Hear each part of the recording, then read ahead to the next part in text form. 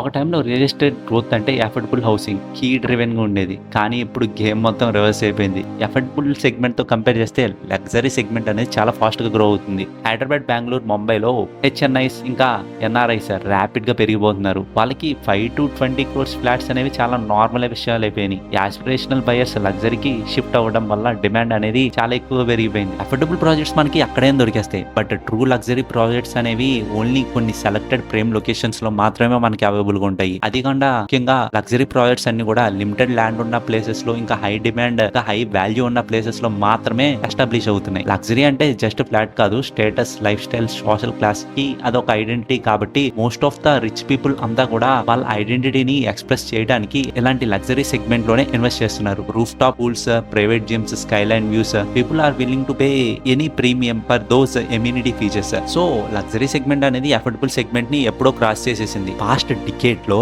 Nearly luxury segment అనేది 70 to 100% growth చూస్తే affordable segment మాత్రం 30 to 40% మాత్రమే గ్రోత్ చూసిందంట. ఇంకో ఫన్నీ థింగ్ చెప్పనా, ఇక్కడ లగ్జరీ సెగ్మెంట్ లో ఇన్వెస్ట్ చేసిన వాళ్ళకి ఎక్కువ రిటర్న్స్ కూడా ఉన్నాయి. దీన్ని బట్టి చెప్పొచ్చు లగ్జరీ సెగ్మెంట్ లో ఇఫ్ ఇన్ కేస్ ఇన్వెస్ట్ చేస్తే రేపు ఫ్యూచర్ లో కూడా మనం ఎక్కువ రిటర్న్స్ చూడగలం.